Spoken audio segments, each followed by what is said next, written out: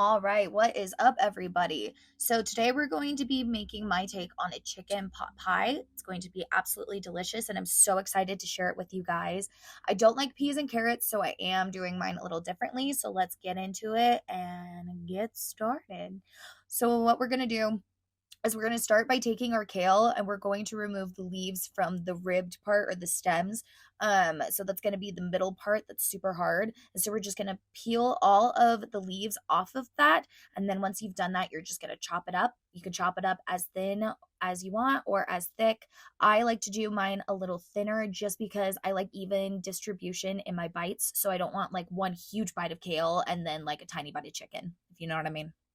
So now we're going to take our chicken. You're going to take half of a rotisserie chicken. So if you can see, mine's already been abused a little bit.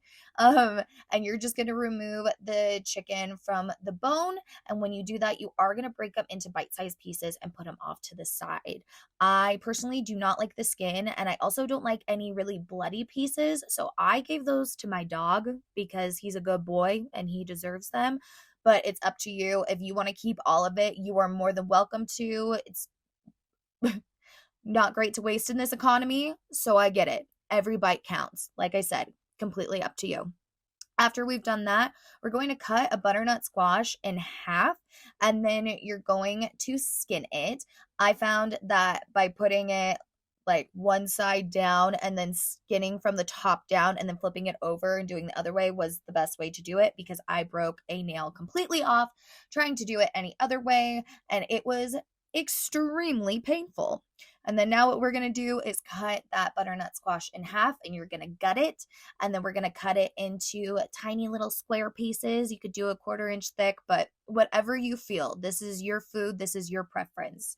So now we have all of our ingredients lined out, and I will have all of the ingredients listed below on this video. I don't have all the measurements put right here, but so the nice thing about this pot pie is it is a 1-pan pot pie. So we're going to take our cast iron skillet and we're going to warm up some oil. Keep in mind that skillets do get extremely hot. So when you do like start heating them up, it is hard to stop heating them. So just make sure you do medium high heat basically throughout this entire thing until we start simmering our broth.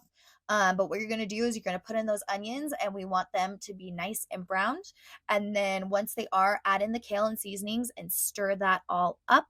I decided to add the olive oil to mine later versus the beginning of doing the full 1/4 cup. So I only did a splash, but you could do it all if you want. I just didn't want it all to cook out. So once it's all stirred up and looking real wilted, we're going to add our flour in. You're just going to mix that up until it's, evenly distributed in there. And then after we put in our flour, we're going to add the olive oil. If you did it in the beginning, skip this step. If you did not, add your olive oil in. And then I just used it to kind of like take off anything from the bottom.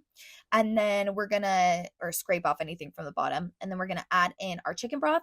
And you're just going to do half a cup at a time and make sure you're mixing it all up, and then add our squash in.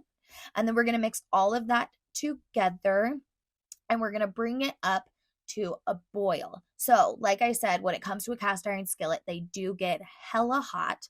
So make sure when you do turn up the heat, don't do like all the way to high, but do it to about like medium high heat once you get that boil going, because then we're going to reduce it down to a simmer and cover it. I did add more salt and pepper into mine. It's to you, whatever your taste is.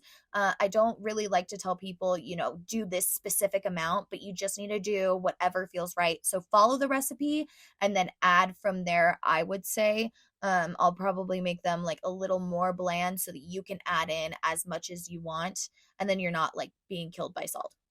So after it's boiled and we let it simmer, we're going to let it simmer for about 5 to 10 minutes, and then add our chicken in and then mix all of that up.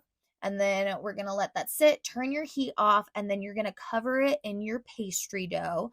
So it's whatever you decide. I decided to do crescent rolls because I think that they are just delicious and they puff up perfectly, and they're just buttery and just so good. Give me all the carbs. I want them all.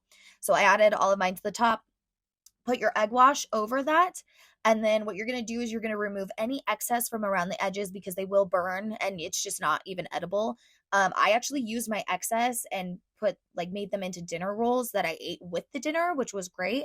But put more egg wash, and then you're gonna stick that back in the oven and cook it for 10 to 15 minutes, and then it's gonna come out and look beautiful and golden and crispy like this.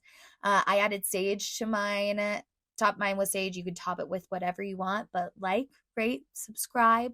We do have a website that you can go to that will have more recipes, and bon appetit, y'all.